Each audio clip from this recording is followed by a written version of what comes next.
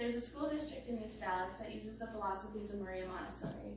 And according to the National Center for Montessori, in a neighborhood that normally has a 50% dropout rate was increased to a 94% graduation rate. And of that 94%, 88% of them go on to college. You might be asking why this matters. Well, it matters because fewer than 1 in 3 children have a full-time stay-at-home parent. And 1/4 of all children under the age of 5 go to some sort of organized child care center.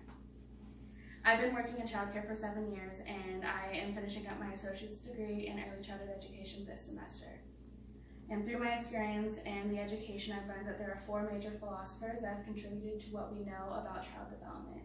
And those 4 philosophers are Maria Montessori, Jean Piaget, Erik Erikson, and Lev Vygotsky. And I want to tell you about them.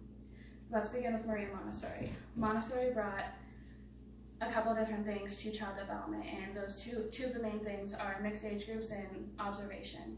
The mixed age groups are important because the older children are able to teach the younger children, and while they're teaching the younger children, they're developing their skills more and perfecting them. And observation is something that Montessori was very passionate about. She believed that teachers should be a little bit more hands-off, and so that they're able to know where the child's development is in the classroom, and they're able to prepare the environment in a way that they can learn and explore and perfect skills. The next philosopher is Jean Piaget. Jean Piaget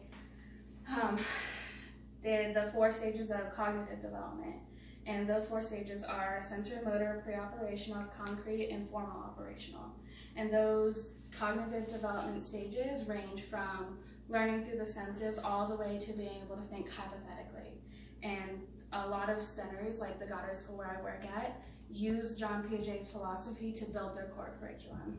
The next philosopher is Erik Erikson, who, like Jean Piaget, had stages of development, but his stages of development were the 8 stages of psychosocial human development. And each one of the stages basically developed how they are socially. And to explain this, my example is the second stage is autonomy versus shame and doubt, which is about 2 to 3 years old. So the children are learning to be more independent, and as they're becoming more independent, they're able to explore more, and if they're feeling shame or doubt, if the caregiver or the teacher doesn't allow them that independence, they'll carry that shame and doubt for the rest of their lives. And each of those stages of development have something like this. The next one is Lev Vygotsky. Lev Vygotsky, I believe, is one of the ones who contributed the most. He contributed 1 core concept, and that's the zone of proximal development. And the zone of proximal development, which not a lot of teachers will know by name, but they'll know because it's all about guidance. So the zone of proximal development is basically 3 stages. The first stage is what the child knows and what they can do by themselves. The second stage is what a child can't do by themselves, but they can do with the help of guidance and teaching from someone who knows a little bit more about that skill or concept. And then the last stage is what they aren't able to achieve just yet. And that grows with the child. So as they're learning from guidance, they will be able to move towards what they don't know and be able to learn that with guidance. While the schools in East Dallas have utilized the concept of Maria Montessori, these 4 philosophers have truly taught us all sorts of things about child development. And so Maria Montessori taught us observation. Jean Piaget taught us the cognitive development.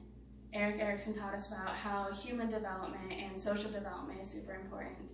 And Lev Vygotsky taught us about the zone of proximal development, which shows that teachers in all child care centers know that one because they learn and they teach through guidance. Thank you all for listening.